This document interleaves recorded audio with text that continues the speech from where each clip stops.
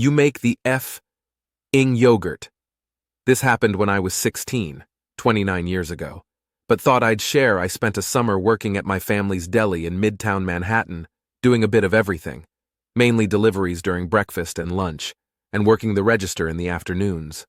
While on deliveries, I got to know our regulars, and some were generous tippers. When they came in for frozen yogurt while I was on register duty, I'd hook them up with a little extra.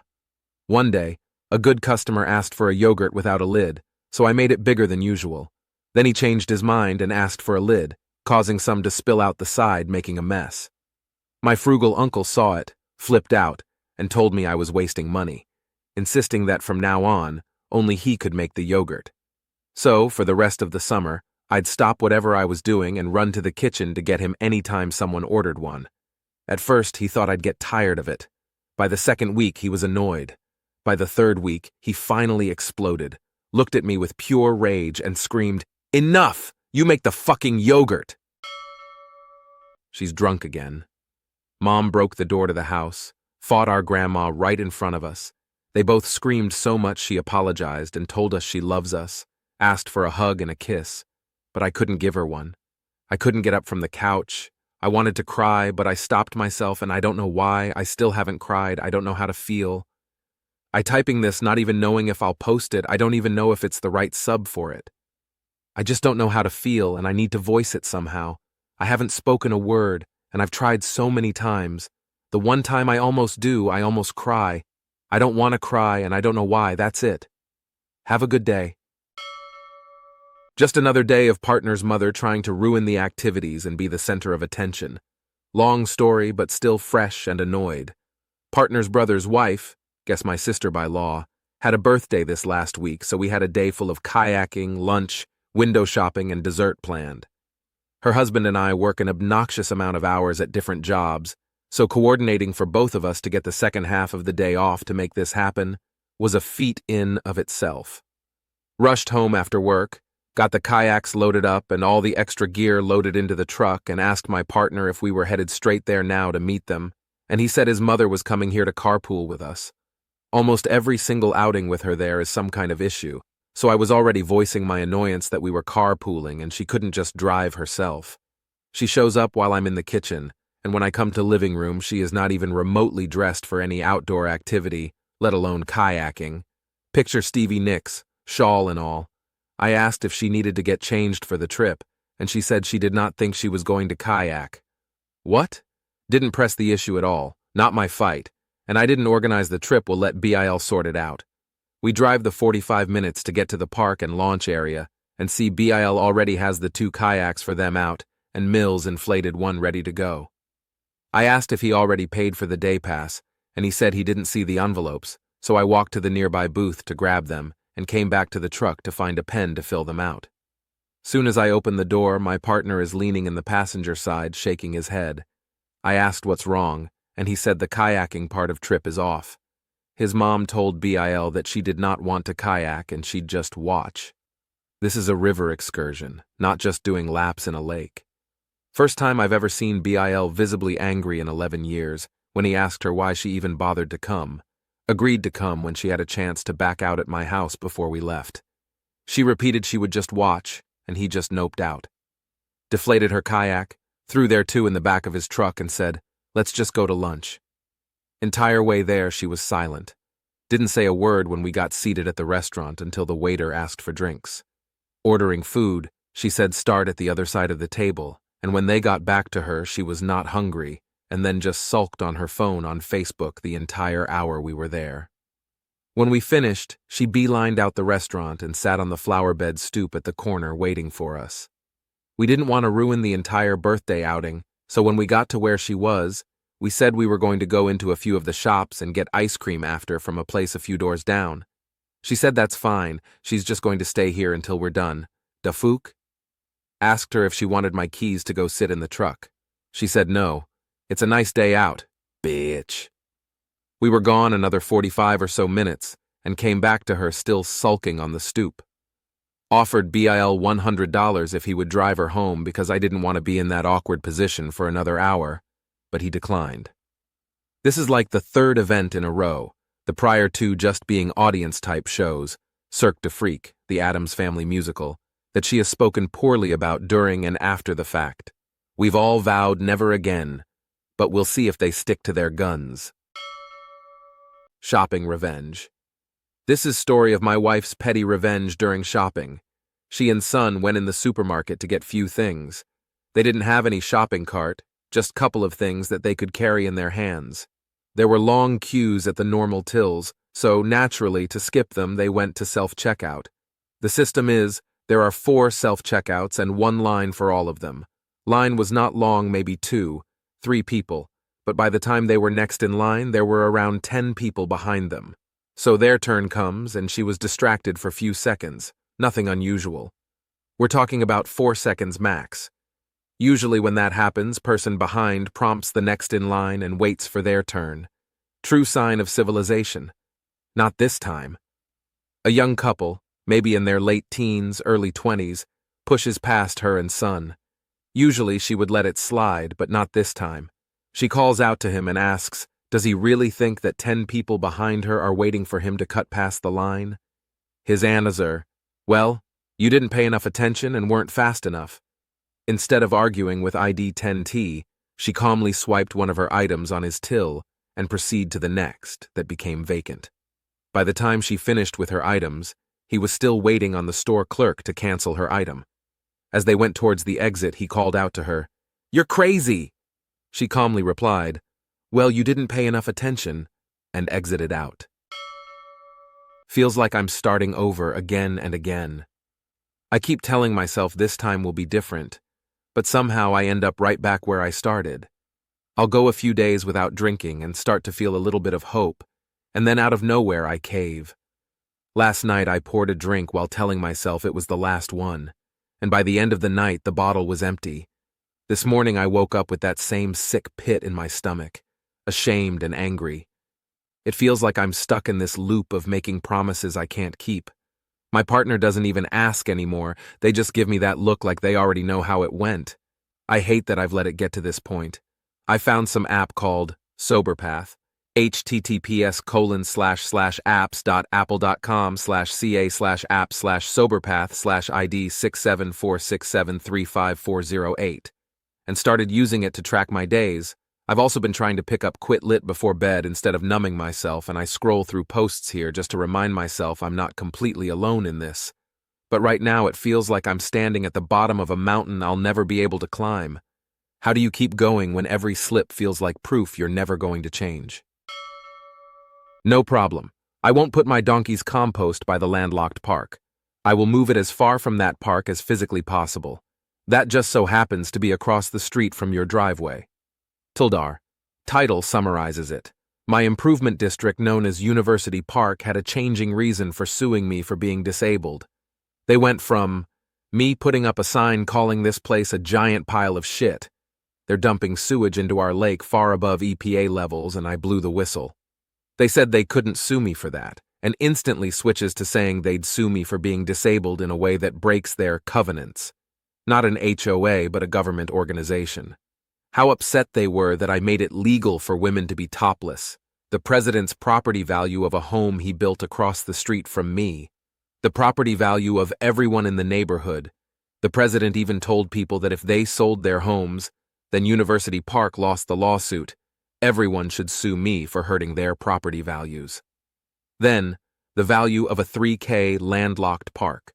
A park that I tried to buy, but they refused to sell to me, despite being willing to give it to my neighbor for free.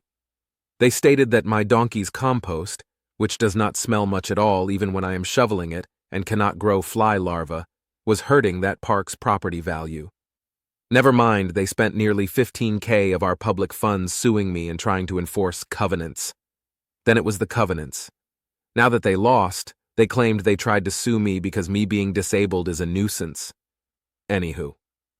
Since the time they said they don't want my compost hurting that park, I decided to help by moving my compost pile for my disability assistance donkey. It just so happens that the absolute furthest place I can place it is directly across the street from the president's property's driveway. Bonus points is after extending my donkey's paddock to have a secondary rotational area for occasional feeding. The first thing she did as I walked her about to show her the new area is take a piss while looking at his house. I love her so much. She helps me so very much. Such a good donk. 9 Yo son going to sleep. Compulsory notes. English is not my first language, but it is my son's. This just happened less than 5 minutes ago. My son is turning 9 tomorrow. We've had some trouble putting him to sleep during his summer vacation, and I was steering him towards sleep right now. I asked if he'd brushed his teeth and gone potty to get ready to bed. He said yes, so I asked him to put your head on the pillow, please. He went to his bed, took the pillow, and held it in his hands, resting his head on top of it, and started heading towards the living room. I couldn't do anything but laugh for a solid minute, and then went to get him from living room, and added to my previous statement, go to bed and put your head on the pillow, please. Moments like this make a dad proud. I've catfished an old crush because of a trend. I used to have a crush on a girl during a camp vacation. The thing is, I used to consider myself heterosexual, so I didn't quite understand why I felt the way I felt towards her. A year after, I am scrolling on TikTok and see the rejection therapy, so I sent her a message hoping she would tell me who ugly I am and block me. After 2 messages, she stopped answering and I felt so dumb. I create a fake account using a whole new identity. We speak for 3 hours. I've learned some deep thing about her I would have never guessed. At the end, I tell her in our real language who I am, and she is like, who are you? That felt terrible. I don't know if it's okay to ghost people, but even if at first I felt angry because I was like, didn't I deserve an answer, like at least reject me to end it? Now I know who stupid it was to feel angry because there is nothing to be angry about being rejected. It's okay for others to not like, and it was the whole point of the rejection therapy. But her actually not remembering me hit deep. Like, was I so ugly and fat she didn't even remember? Then she took a screenshot and I got really scared, writing no, please, even calling her. After hearing my name, she stopped writing or being online. Maybe she got to Insta to search for someone with my name. And she kept writing, it's so funny, I'ma tell everyone. I got scared, blocking her, then deleting the account before changing all my social name to something different. She isn't in the same school as me, but she does have friends who are. A day after, she deleted her profile picture on Insta, so maybe she thought I was a stalker that didn't know her in real life. I hope she just don't give a fuck, even if she know who I am, and won't tell anybody because I am not confident enough to. 1.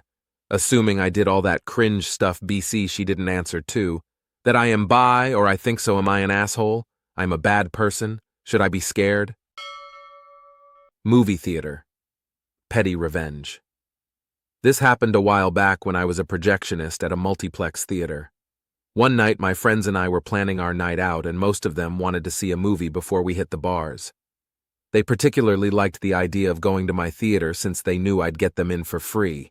Again. To my horror, they voted to see a blockbuster movie that had been showing for months.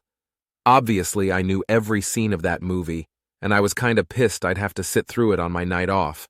So we all get seated and start trying to watch the movie, but a bunch of women are being noisy AF throughout the start of the movie. People are shushing them, and they just laughed it off and got even more obnoxious. Eventually, I got up and sat behind them and started whispering every line in the movie right before the actors would say it and would tell them everything that was about to happen. At first, they thought it was funny, then thought I was some kind of weirdo who knew the whole movie by heart, down to every line. After a few minutes of this, they really started getting annoyed with me, so I tried to make a deal that I'd stop if they did. They laughed, so I continued to mess up their movie. My friends thought the whole thing was hilarious and just laughed at them. They seemed somewhat embarrassed and calmed down a bit, and I enjoyed the movie in a petty kind of way. My mom is annoyed I hate Trump. I'm neither Democrat or Republican.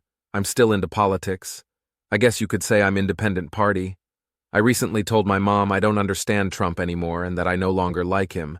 She's annoyed now and keeps saying everything on TikTok and YouTube is lies. What, are you saying Trump is almighty and doesn't do anything bad? Not everything is Democratic lies, because I told her that I don't understand the alligator Alcatraz thing, where it is abusive, and she's just mad now, talking behind my back. And my grandmother is also mad. The only person who agrees with me is my older sister. I'm just mad at my mom. She doesn't hate me for it. She just is annoyed, and it's making me really mad. Besides, the only reason I ever supported him was because I was younger, and they influenced me. I wish they never got me into politics. Because both parties are bad. Democrats are pro-LGBTQ and abortion. No offense to LGBTQ, I just don't like the ones that shove it in your face and force you to like them. And then Republicans are in a weird MAGA cult, but I just wish they would support me. Thoughts? Sorry if my post is all over the place and crazy, I'm bad at writing.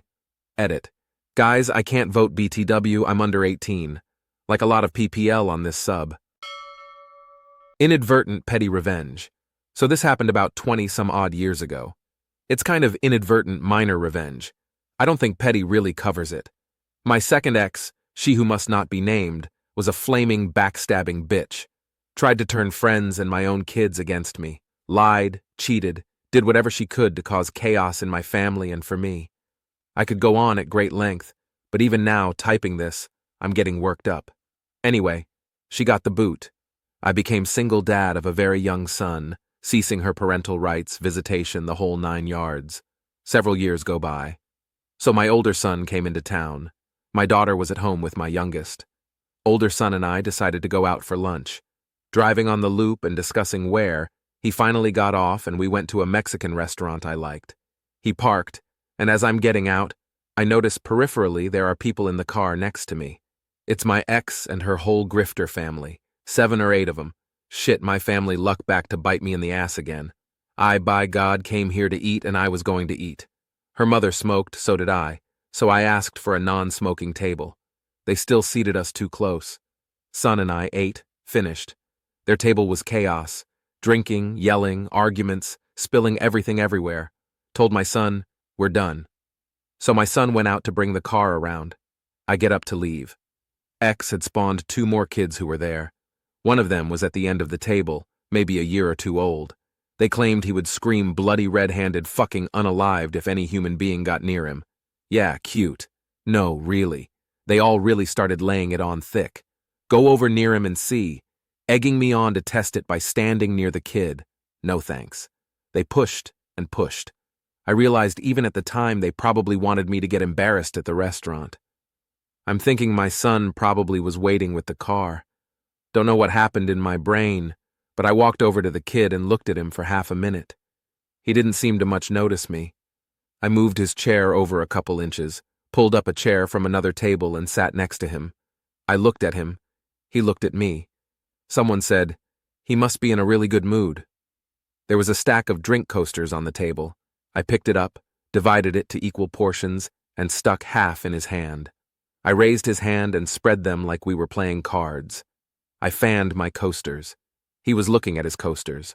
I looked and decided, and picked one of his coasters and put it with mine. Examined them a moment, then held mine up to him. I took his other hand and used it to pick one of my coasters to put with his. We went on like this for a minute or 2. It's unalived quiet at the table the entire time.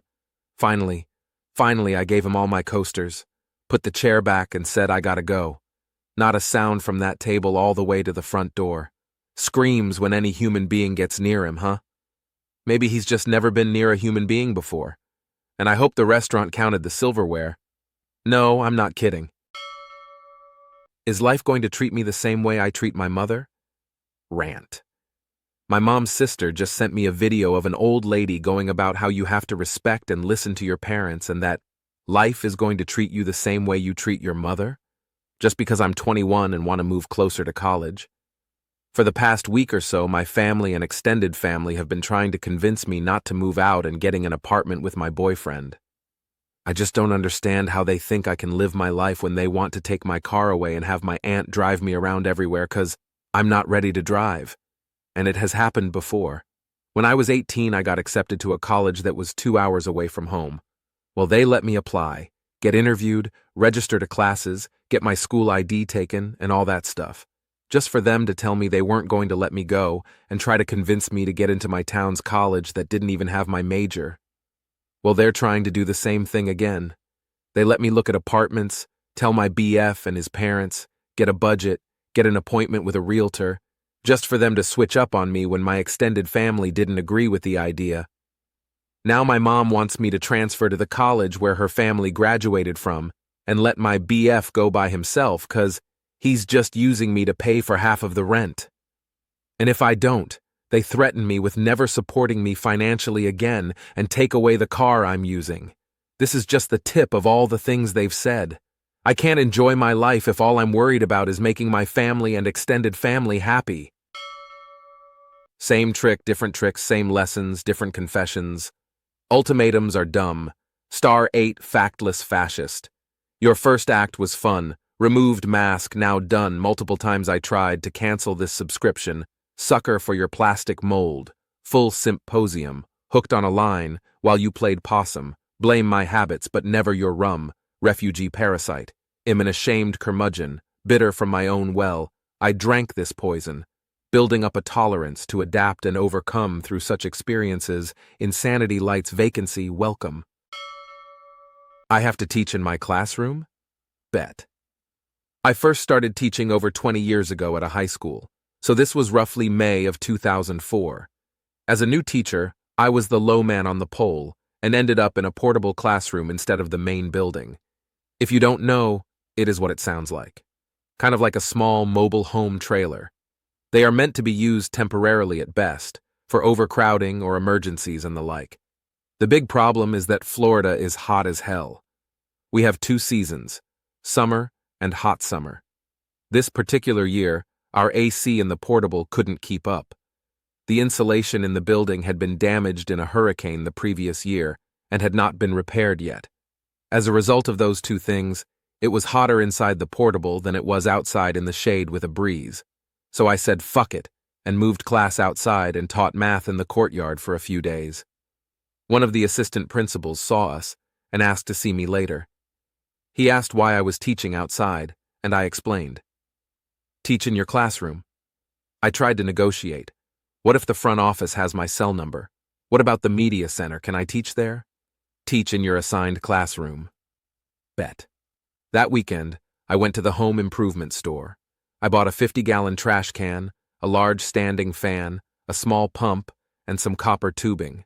I rigged it up so the chilled water would be pulled through the tubing that was zip-tied to the front of the fan. Then Monday I went to work early and got a bunch of ice from the cafeteria to put in the trash can. I filled the cooler with water and dumped that in there with the ice.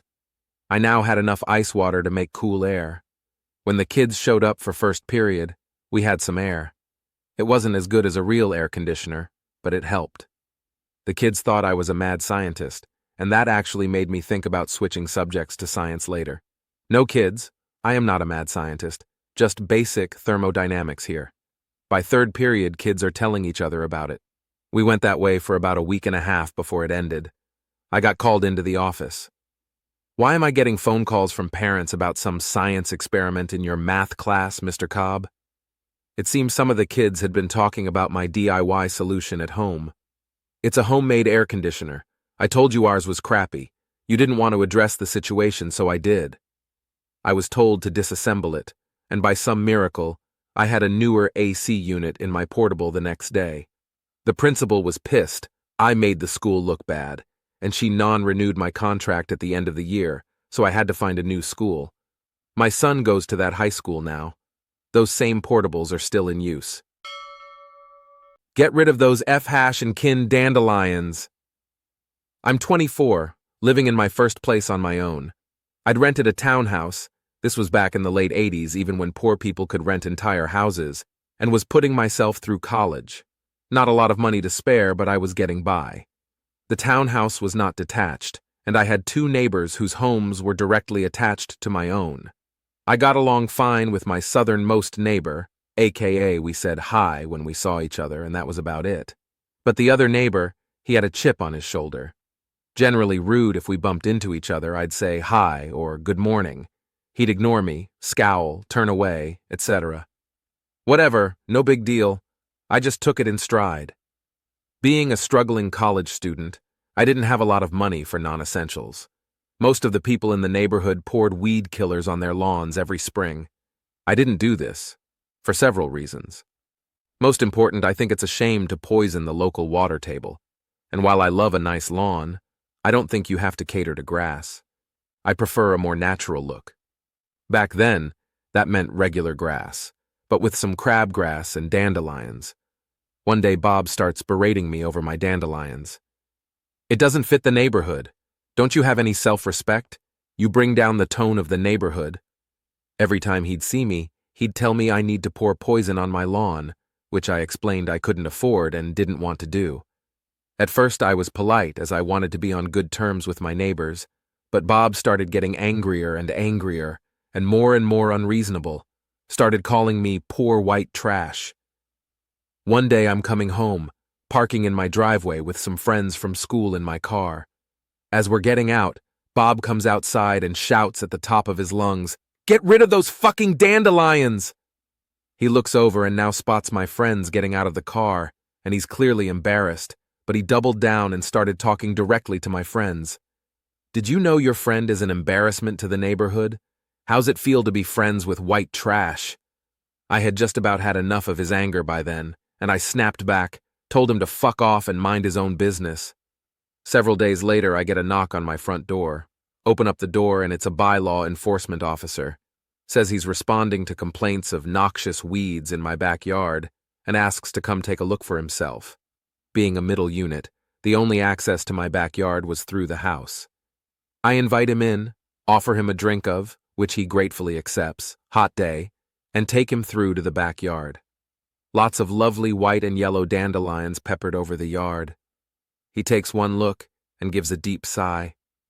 There were no noxious weeds, which I knew full well, as I had long ago taken the precaution of checking with the city to see what was and what was not acceptable in the weed department, and I knew I was very comfortably, within compliance. The bylaw cop apologized for wasting my time, said my yard was nowhere near a problem. He left and went next door to chastise my neighbor for wasting his time. I stood at my front door and listened. It was glorious listening to Bob sputtering and angry, trying to defend himself and vilify me, all to no avail. My wife and I can't even sit out and enjoy our backyard because of all those stupid dandelions. Bylaw cop told him to stop harassing his neighbors and left, but listening in gave me an idea. I knew Bob liked to sit out on his back deck in the afternoons, so I waited. As soon as I spotted him out there, I walked out into my backyard, ignoring Bob as I gathered up a nice bouquet of white-topped dandelions, seeds ready to disperse to the wind. We had a 4-foot-high chain-link fence between our properties, so the view between yards was pretty much unobstructed. I stood at the fence, locked eyes with Bob, and started blowing thousands of dandelion seeds into his yard. The wind was at my back, so the seeds were traveling quite far into his yard. He grew red-faced and started yelling at me. "What's the matter, Bob? I'm just doing what you asked and getting rid of my dandelions." He yelled more, and I just ignored him. After depositing several dandelions worth of seeds, he went back inside. From that day forward, for the next several weeks, every single time I saw him out on his deck, I'd go out and send more dandelion seeds into his yard. Eventually, dandelion flowering season ended. I wanted to think that Bob learned a lesson about bullying, but he didn't. I'll post some of his other bullying attempts at some other time. Communion. Background context. Before actually saying anything, my NB14 dad, M41, is a pastor in Georgia, USA. If you're from anywhere but the USA and don't know why I said Georgia, USA instead of just Georgia, I know. There is a country named Georgia, but there is also a U.S. state called Georgia. Now, this happened yesterday. Very petty revenge. So a month ago, my dad said I could help with communion this month. We have communion the first Sunday of every month. And then this month, he forgot that he said I could help. So now, I'ma be petty. We do a singing prayer at the end of every service, like a prayer before supper, 'cause we have church in the evening and then have supper at the church. I usually hold my dad's hand during this. This time, I held my mom's hand instead of his, and has both my little siblings, F12 and M10, stand in between me and our dad. And then afterwards, I messed up my dad's hair. My dad also usually wears a hat 'cause his hair is messy, and he doesn't really brush his hair unless he needs to, going to church. So I took his hat. That's it, pretty small, very petty. Rock, solid revenge. This takes place in Germany. A few weeks ago, when I was visiting my cousin, the driveway to her property was blocked by a lorry, small one, 7.5T maximum, that was being unloaded by the next-door neighbor, and I had to park on the main road. A little information on the layout of the driveway and properties in question. My cousin inherited this property, and it shares the driveway with said neighbor, who bought it recently. At the beginning of the driveway, there is a small bridge over a creek connecting it to the main road, and at the end of it, there's a T-junction to either property. The boundary line between properties is in the middle of the driveway, which is about 2.8 m wide. Apparently, this once was one giant farmstead and got split in the middle at some point. The neighbor can only get to his property through the driveway. My cousin bought some land around both properties to use as an orchard and farmland. So she can use some gravel roads to get home and isn't restricted to one way, but it's inconvenient, 15 mins of extra time, and not really good if you use a normal car. It's made for tractors and lumber harvesters. Back to the lorry. Apparently this happened multiple times now. As the neighbor runs a carpenter shop and gets or sends deliveries quite often, cousin tried to talk to the neighbor, but the response always was like, "Use your back roads," or, "We both own the driveway, I can block it if I have to." The lorry can't get onto the neighbor's property because the gate is too small, and a wall would have to be demolished. He doesn't want to do that. Well, cousin thought, if you're unreasonable, then I'll be petty. Remember the little bridge over the creek? Well, it's really little, and not made for lorries. So a few days ago, she got a sign prohibiting any vehicle over 3.5 T, maximum car weight in Germany, to pass over it, and blocked it at the end with a big boulder, so a standard lorry, 2.55 m wide, can't get past it. She left a gap of about 2.1 m, enough for normal cars. The neighbor now has to unload the deliveries on the main road. Almost no traffic there, but much farther away. He tried to talk to my cousin in very unfriendly terms, but she was having none of it, and will keep the boulder there for as long as she feels like it. It's on her property after all, and access is still possible, so it's not against any law, a fake. The cherry on the cake is that the neighbor owns a Dodge Ram, which is apparently too wide to fit through the gap, so he has to drive his wife's car. Hire her, no matter what. As you wish. I am part of a small hiring team at my workplace, and I take my position very seriously. Some time ago, we were looking to fill a key role that required someone sharp, organized, and ready to work under pressure. We had a solid shortlist after several interviews, and then my department supervisor pulled me aside. He told me, flat out, to hire one candidate in particular. Not because she was the best fit, but because he wanted me to. I later heard through office rumors that she was an almost girlfriend, basically someone he had a thing for and was trying to impress. He said I should, but just make it work, and he will take the heat if needed. I refused at first, showing him her results of the interview. She was one of the least ranked. She was late to the interview, vague answers, couldn't explain basic industry terms. But he wouldn't listen and said it was a direct order. So I did exactly what he asked. I hired her, gave her all the support I could, even offered extra onboarding help. Within a month, she accidentally sent a confidential client file to the wrong company. Then she once approved a purchase order for 10x the budgeted amount because she obviously didn't read through all those numbers. It was from one wrong to another. We lost a major client over the email slip. Another pulled back on their contract due to delays on her end. When upper management started asking questions, my manager tried to dodge responsibility. But HR already had the hiring records. I made sure all instructions, including his, were documented, which was intentionally in case a situation like this came up, and it did. He was reassigned within the quarter. She quietly disappeared not long after. Turns out, hiring your crush isn't as cute when the company starts bleeding money. My cousin's bio-dad wants to connect with him after over 20 years. I got the go-ahead to tell this story a few days ago. My cousin, 20M, is a somewhat famous rapper in his local area. When he was born, his bio-dad basically left him and his mom to starve in either North or South Dakota. My cousin's mom was able to leave that state and return to my dad's side of the family. I'm not 100% sure of the details, but somewhere within his dad's desertion, his dad was scared off by my father. My cousin and my aunt, years later, moved on, and my cousin was adopted by my uncle, a wonderful man, who still sees my cousin as much his bio son as if he helped conceive him. Cue to now. My cousin's 20, a locally famous rapper in his immediate area, lives on his own with a friend or two, and still has a good connection with his mom and his dad, his adoptive father, who took care of him since he was like 4. His bio dad was cyber-stalking him, liking photos and posting photos of my cousin when he was in middle school.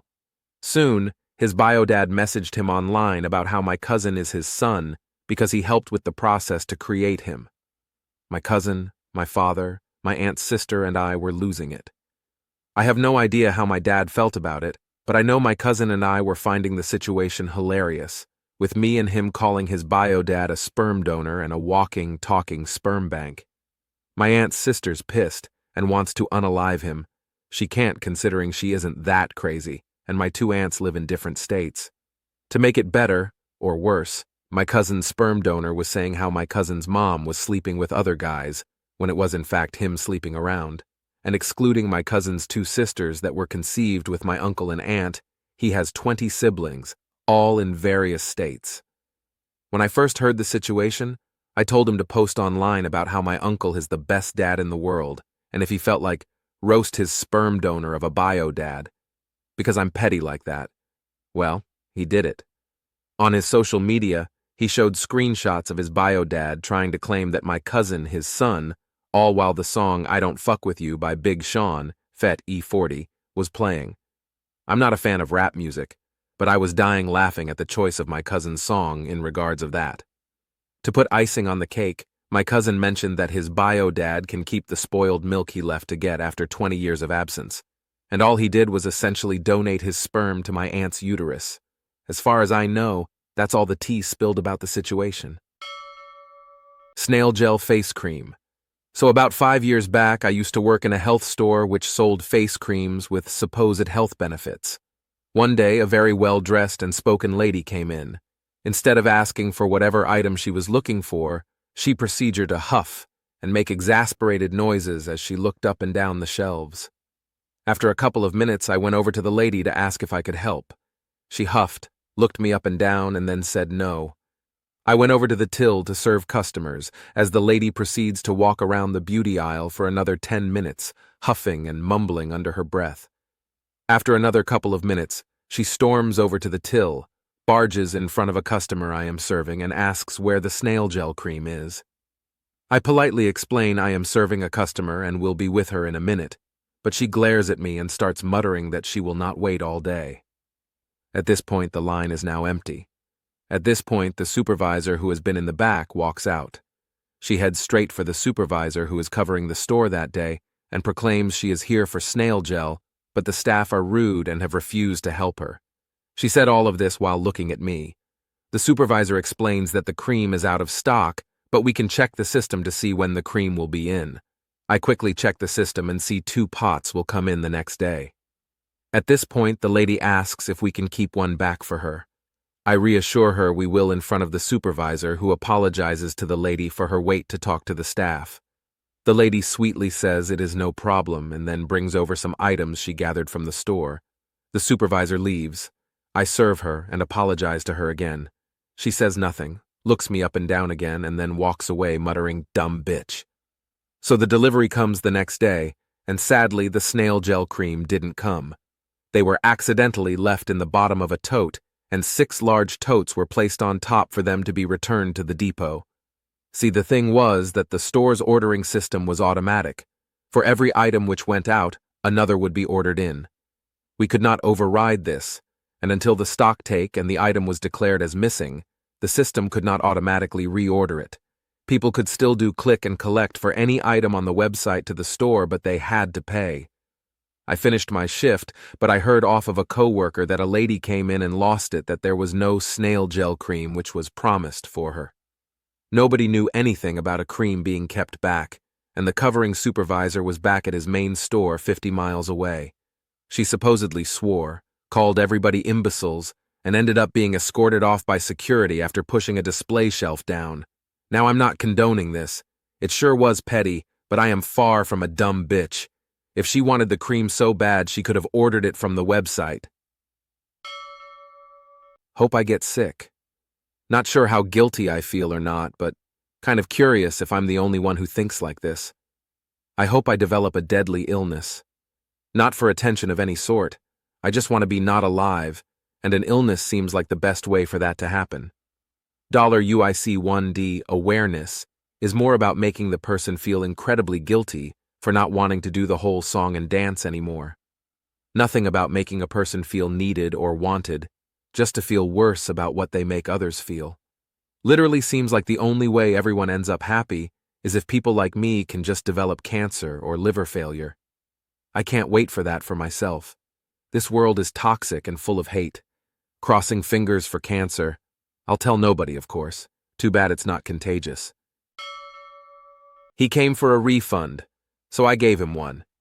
Years ago, when 2-year cell phone contracts were still a thing and you had to pay per text message, I worked at a Sprint store in a busy area in Michigan. We weren't a corporate store, which meant we didn't have access to billing or refunds. We were more there for repairs and sales. One day this man comes in fuming about being charged 20 cents for a text that allegedly Sprint had sent, probably a bill reminder. But I don't believe you were charged for texts from the company. Anywho, I explained to the man that we aren't a corporate store, so I wouldn't even be able to access the bill to refund, and that was just unacceptable, and starts screaming. Starts drilling into me about how I'm just a dumb kid and people my age may love to text, but he's never going to, and how it's unfair he has to pay this charge. I had just went to the corner store for a snack and paid cash, and I just threw my change in my pocket. I reached into my pocket, smiled at him, and pulled out a quarter. I said, "Here you go, with interest." I felt like a goddess. It was so petty, and his face, priceless. "This isn't the point!" He slammed the quarter down and left. I hope he's having the day he deserves. I cannot accept my hair loss. I don't care what anyone says. People will say it's genetic and I need to get over it. I used to have amazing hair. My hair was very full, even somewhat curly. Now the sides look so far back, and my hair comes out so ugly and straight now. I wouldn't even care that much if I could rock the bald look, but I absolutely cannot. My forehead is way too big for that. I think people that don't understand my pain is because they don't understand what it feels like to lose good hair. And no, a transplant wouldn't work. It would just fall off again because of the DHT issue. I tried minoxidil and Fin, and experienced terrible side effects. Petty driving revenge gone wrong. I had just dropped my dog off at the vet for testing and was on my way home. I was at a light that I could turn left on once traffic was clear. I saw a car coming, getting ready to turn into the same 2-lane road. Because ID almost gotten hit a couple times at that light from people jumping lanes, I decided to wait. Because I was waiting, the guy behind me laid on the horn. When I went, it was at a causal speed because fuck you, now I'm not in a hurry. He got close behind me and flashed his lights, then swung in front of me and slammed on his brakes. I'm not sure if he was trying to get me to hit him or get someone else to hit me, but damn.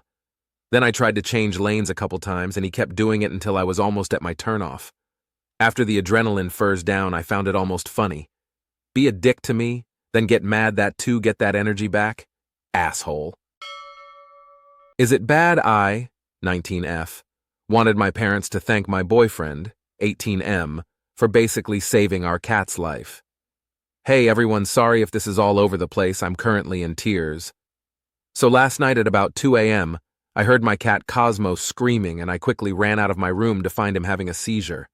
I was so panicked I moved everything out of the way, I did not touch him, and quickly rushed to my parents' room banging on the door, and my stepdad, 35M, came out.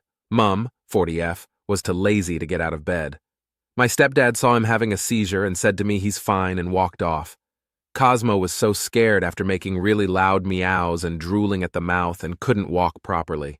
I kept Cosmo in my room and stayed up until 7 a.m. to make sure I was there if he were to have another seizure, and he didn't, thankfully, but he was very distressed all night. At about 1 p.m. today, my mum was working from home and I said, "We need to take him to the vets," and she started saying how if he gets worse, they will. I didn't think that's a good enough excuse, so we got into an argument, and she openly admitted to her not caring if he were to die or get really sick. I talked to my boyfriend, and he could tell I was really worried, and he helped me take him to the vet. When my boyfriend came over, my mom was saying how I would be punished if we took Cosmo to the vet when my boyfriend was paying the bill. We took him to the vet anyways and paid the vet bills, $250, and they told us if Cosmo were to have another seizure he would have was unalived because he was experiencing anaphylaxis. They gave him a shot that treats the symptoms and he should be okay now. When we got home, my mom wasn't home. My boyfriend stayed over for a while and had to go home because he has work tomorrow. My parents both arrived back home after he left and they didn't mention anything about the cat or how the vet visit went and kind of ignored me. Later on in the night, I went to go grab some food and they were both on the couch watching TV and I said to them, "Can you guys please text my boyfriend thank you for paying for the vet bills?" And they completely lost it. My stepdad had went on about how we made that decision. They knew Cosmo was unalived if we didn't take him, and that my boyfriend didn't deserve a thank you. I got angry and started saying that it's embarrassing that they are behaving this way, and my stepdad basically kept going on about how I'm an adult now and have to suck it up. But if it was my other cat, they would have taken him to the vet immediately. I have 2 cats, they like the other one more than Cosmo. Mom went on a rant saying how they couldn't afford it anyways when they're staying at a $700 hotel this weekend and going to an expensive restaurant, bought 2 brand new cars, a trip to Sydney and concert tickets, and also going to gamble on the weekend.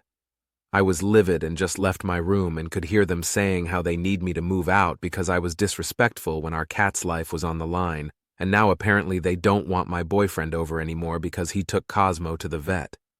For context, I start a job next month, therefore why I had no money, and Cosmo is a 5-year-old tabby mix who has never had a seizure, so it was very distressing to see. I was a bartender that secretly made most cocktails without alcohol. Before everyone starts judging me, let me explain. When I moved to Australia as a backpacker 3 years ago, I got a job as a bartender in a restaurant. I had 0 experience with bartending, so at first I just followed the recipes. About 6 months ago, 2 really rude customers came in and ordered cocktails. Normally, when people are rude, I just let it slide because I don't care enough to bother. But that day, something in me snapped. I thought to myself, would they even notice if I didn't put any alcohol in their drinks and just added extra juice? I was sure they'd call me out, but I figured even causing them a tiny inconvenience was worth it. So I did it, sent the cocktails out, and waited for the complaint. To my surprise, it never came. That made me wonder, can customers really tell if a cocktail actually has alcohol in it? From then on, I turned it into a little social experiment. For citrusy or sour cocktails, I'd leave out the alcohol completely. For something like an espresso martini, I'd cut the alcohol in half. Of course, some drinks, like a margarita, were impossible to fake. But here's the thing. In months of doing this, not a single person complained or even noticed. So by the end of my time there, I started making drinks based on the vibe of the customer. If they were kind and polite, I'd pour extra alcohol or even accidentally swap their small beer for a large one. But if they were rude, they'd get nothing but juice in their fancy glass. I don't work there anymore, but I'm pretty sure I invented the placebo cocktail. Lying roommate revenge. I had a roommate several years ago that stiffed me on rent for 2 months. We were pretty friendly and lived near her parents and would see them every few weeks. When I decided not to live with her anymore, she told her parents she chose to move out because I had a revolving door of men in and out. Completely untrue. She didn't tell them she stiffed me on rent and utilities for 2 months. Her niece ratted her out to me because this was a pattern, apparently. She moved back home with her parents. I wrote her a letter calling her out on all of her lies and left it in her parents' mailbox intentionally in an unsealed envelope because I knew her mom collected the mail and would snoop and open it and read the truth. Got a call from her mom apologizing for her daughter's behavior. Said roommate got knocked up and to this day lives at home with her parents. My sister said I had to let her borrow my clothes, so I handed her the laundry basket. She's always taking my stuff, clothes, shoes, whatever. Sometimes she asks, sometimes I just find out when I see her wearing it. One day she comes in and says, "Mom said you have to let me borrow you clothes," not even asking, just saying it like it's a rule now. I didn't argue. I just grabbed my laundry basket and gave it to her. It was full of dirty clothes, like actual laundry. Gym shirts, socks, stuff that had been sitting there all week. She looked at it, goes, "Seriously?" I said, "You wanted my clothes." She left without saying anything else. Hasn't touched my stuff since. Life feeling low due to toxic parents. Life going downhill due to toxic parents. Hi, I have just entered college first year. A guy into self-improvement and academics and calisthenics, gymming, fitness stuff. Backstory. Healed from the trauma of fake friends, failing a class and repeating it and being ugly. Lost fat, got muscle and jawline, attention from girls, secured 5th rank in class and got certificate, made new supportive friends and blocked all old fake friends. Got out of phone addiction too. But, even after all of this, my dad always lectures me on how he doubts I'm into alcohol and how I won't be able to do anything in life because I am a failure. My mom always compares me to others and even downplays my achievements by saying, "It doesn't matter. So what? Others have done it too. What is special? You would have been nothing without me." After hours of studying, sacrificing social life, dieting and discipline and results, this is what I get. Both my parents compliment and praise strangers in front of me and give more lecture. I am not an emotional person, so I don't think of crying, but my own parents behaving like this irritates and agitates my soul. I've grown wider shoulders than all my cousins who are fat, skinny nerds. My parents say wannabe barbarian, uncultured boy doing bodybuilding, etc. My parents body shame me too. Mock me about my short height. Mock me of having muscle mass as according to them skinny fat physique is healthy. Mock my fashion sense. Mock my accent. But on the contrary, strangers compliment me and like my accent, fashion sense, and V-tapey body. I just dream of moving out and toxic parents are draining every bit of energy in me. It is becoming impossible to work hard in life and manage this. Due to financial problems, I am stuck under the same roof. I dream of moving out and eat, wear what I want. Such ungrateful parents. I feel how insecure they are as they in their life were nerds, so the moment they see I do better than them instead of support, they get jealous. Unimaginable. Sometimes they will even say I wanted a girl but sighs, "God have me boy." And I am like, what the? Man, I don't know what to do but working hard believing someday this misery I didn't deserve will be over. Petty revenge on my mom. My mom fat-shamed me all my life. I developed early, got my period, boobs and hips at 10, and she decided I was fat. She was forever putting me on a diet, shopping in chubby girls instead of juniors. Decades later, when I actually gained a lot of weight after 2 successive pregnancies, she got out of control, humiliating me in public, to relatives, to my husband. When I took up running and was shedding weight very quickly, she didn't see it.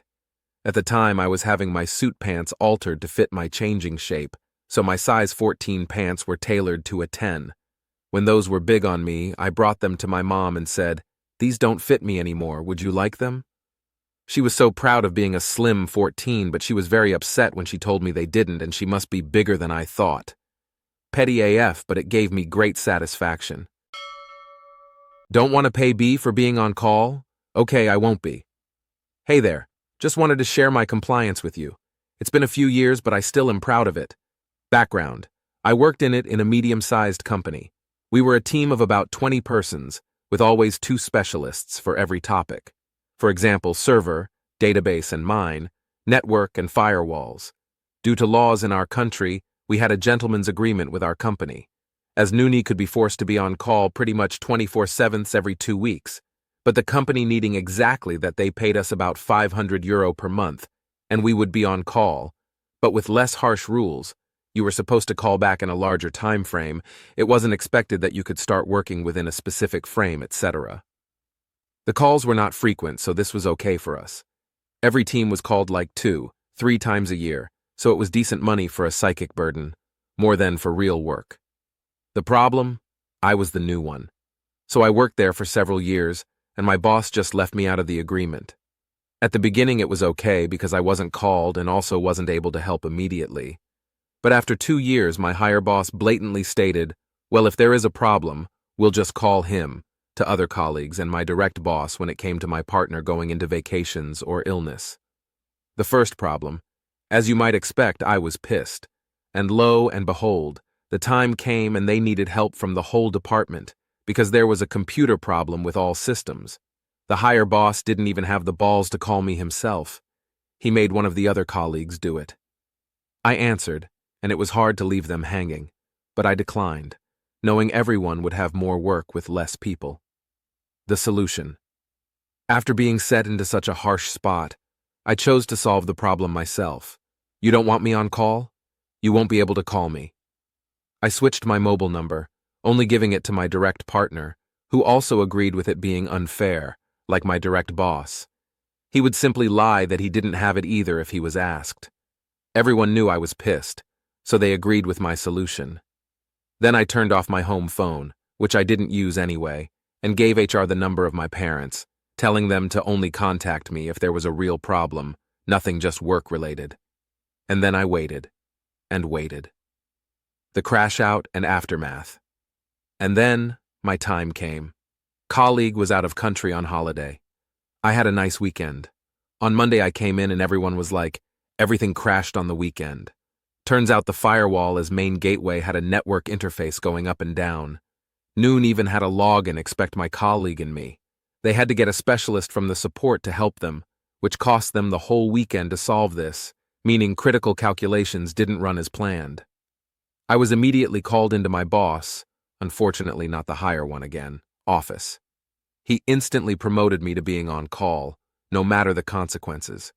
Everything with HR and the bigger boss would be done afterwards. I just had to make sure I was on call when leaving the building this day. So I went ahead and gave them my number, and after that I was never even questioned about it again. Bonus for me? Other departments always were pissed about our free bonus money, and I was the only one who always just went ahead and told everyone I would actually give it up again if I had my personal freedom and space back. I actually prefer my space over the money. Left some years afterwards for a 16 job without being in the constant awareness that someone might call. The money might sound great at first, but about €3,000 per year for always having your work in the back of your head just isn't worth it for me. Hope you enjoyed my MC. Have a good one. Edit for clarification. €500 a month at about 42% tax rate. It's quite usual to make it simple and just half the initial income, so it would have been around €3,400. Nothing was split, everyone on call got the 500. Did you know you can have door privilege? I once shut a door slightly too hard as I left the house to rush to pick up my sister. My dad was home in the backyard, and in my rush I forgot to lock the front door. My bad. I guess that then justifies my dad taking a woodcutter machine thingy to my door and going from the top to the floor and sawing it off, only leaving about 5 cms left on the hinge. Boy, I would learn it this time. See, once I slammed my door and he took it off my hinges. But then, I fixed it and put it back on when he was gone. New life skill for a 13-14-year-old. Left me with so many bruises but new knowledge. Now, at 16/17, I had a stump for a door, and it stays that way for 2 years until he gives me a new door as a Christmas present that year. I also had to resize the door, plank of wood from Bunnings, and install the doorknobs myself though. He can't make it that easy for me. The reason he waited so long to let me get a door back, even when I offered to buy it myself, was because he didn't want me sneaking boys into my bedroom, you know. Into the bedroom I share a wall with him, a wall so thin I struggled with sleeping as he snored so loudly. And then without a door, it was so much worse. I was in a long-distance relationship with someone who lived a plane ride away.